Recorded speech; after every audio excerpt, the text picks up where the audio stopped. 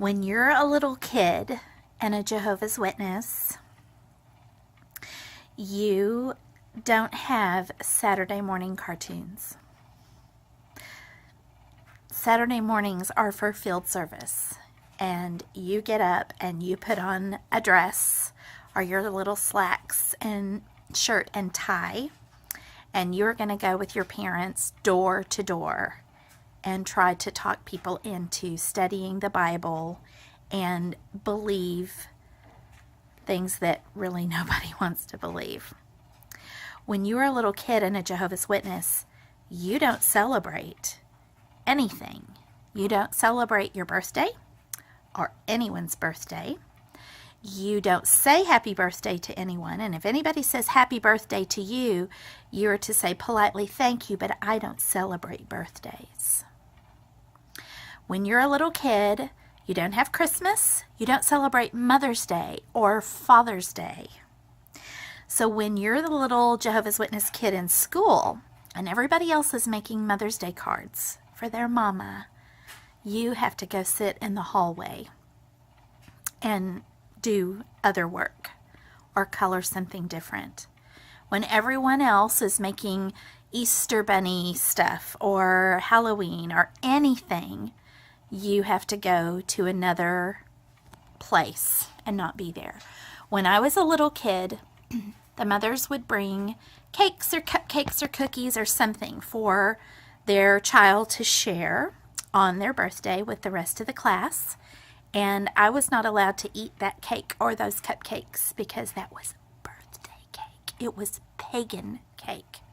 There was one time when my teacher brought in cupcakes, and they had little chicks and little bunnies on them. And she said, and it was on Easter, or it was on the Friday before Easter. And she said, Brenda, you can eat these. These aren't Easter cupcakes. They just have little animals on them. And I was programmed to say, and I did, and I said, it's too close. And I didn't eat those cupcakes. Every night is for something theocratic. So Monday night is family study. And you're going to sit down with your parents and you're going to read something. Usually you're preparing your Watchtower lesson that everybody has to underline and they have to prepare comments for. As I was growing up on Tuesday night, we had the book study. So that meant that we either went to the Kingdom Hall or we went to somebody's house, and for an hour we studied a chapter or a half a chapter out of books. And again, we had to underline them, we had to raise our hands, we had to comment. If we didn't raise our hands or comment, that was going to severely impact our ability to do anything socially with our friends over the weekend. On Wednesday nights, the congregation would have evening witnessing. On Thursday nights, we had the Theocratic Ministry School and the service meeting. So the Theocratic Ministry School started off with a talk, and then they had like a Bible reading and a Bible highlights, and then you would have there were like 3 or 4 student talks that were given. And from the time you were a little kid, you were expected to join the Theocratic Ministry School, which was actually something that I really believed helped me. It helped me with public speaking. And so I'm able to talk here with you today with not a lot of nerves. It helped me in my career because that's kind of what I do. But there were little 5 to 7 minute student talks that were given, and then there's a song, and then announcements, and then a service meeting, which teaches you how to go door to door and talk to strangers at their door, or teaches you how to do informal witnessing. If you were at the grocery store, you're always expected to have a tract or something in your pocket or in your purse, so that if somebody says, oh, what did you think about the election or whatever, you would be able to say, oh, well, this is what the Bible says, and you'd be able to bring that out. So that's what the Theocratic Ministry School is all about. And then sometimes there would be a special needs. But that was on Thursday nights.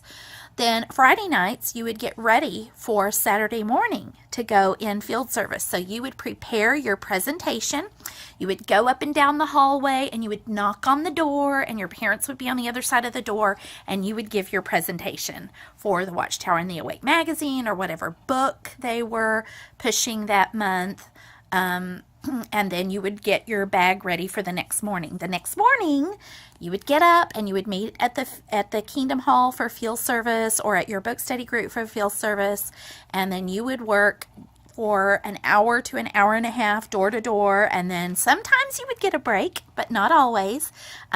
When I was a little kid, we really looked forward to going to 7-Eleven and getting a Slurpee. And during those times, we charged for the magazines, and so some parents would let their kids like keep that money, and that's what they got to use for their break. So if they placed magazines, they had break money, but not everybody did that. And then in the afternoon, you would do whatever. A lot of times it was going to clean the Kingdom Hall, because there's not like paid, the Jehovah's Witnesses don't have paid clergy.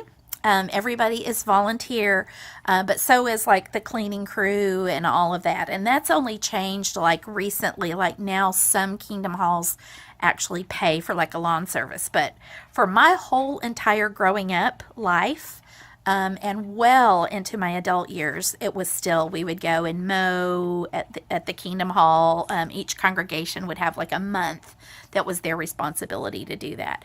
And then, of course, Sunday, you would have a meeting either in the morning or early afternoon, or even sometimes evenings, depending on how many congregations were in your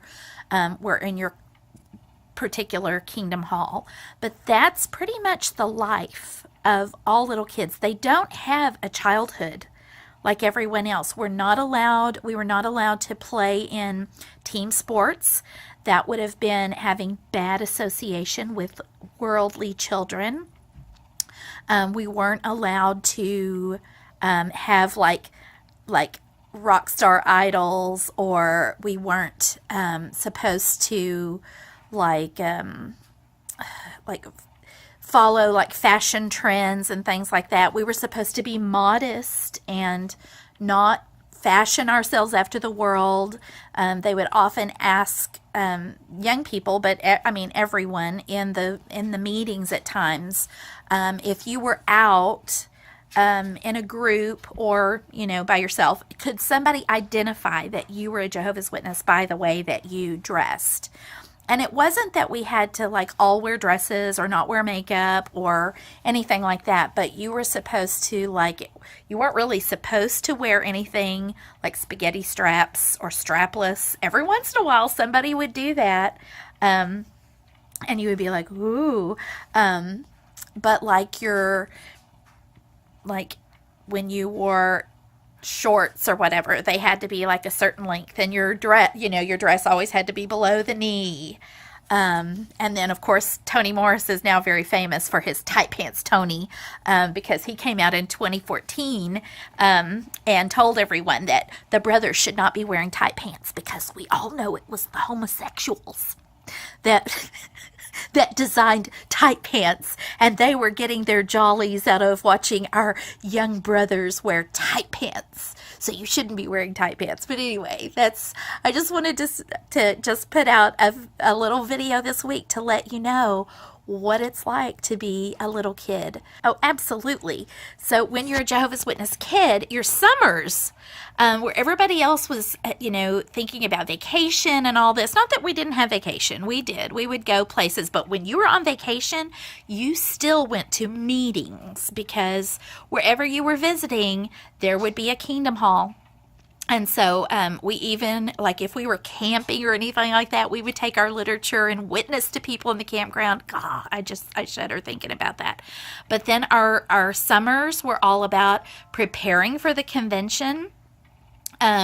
We would do pre-convention work, and we would go and clean the convention center. And usually there was several weekends of a convention wherever we happen to be. In Fort Worth or in Dallas is where I'm from. So we would usually have 3 or 4 conventions in English, and then maybe 2 or 3 in Spanish. And so that whole summer was all about the convention. during like holiday breaks, like over Thanksgiving or Christmas break or spring break, you were supposed to like see if you could mini pioneer, which would mean that you would spend as much time as possible going in service. And so you didn't have, like the opportunity to sleep late or, I mean, if you went in service, you got to do fun stuff in the afternoon, but it was only with kids from the Kingdom Hall. You weren't allowed to, do things like with the kids on the block or, I just always felt estranged from even my own neighbors. Like, I do remember knowing one little girl that was next door but that was when I was really, really, really young. I was like under 7 years old, that I knew a little girl next door, but it wasn't like we were buddies or friends. I just knew her like over the fence.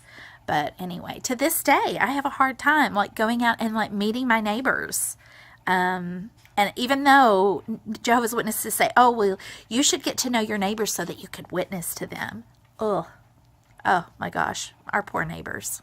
And the things that they witnessed from my parents. I mean, no wonder none of them ever wanted to become Jehovah's Witnesses. My parents were really terrible example. Really terrible example.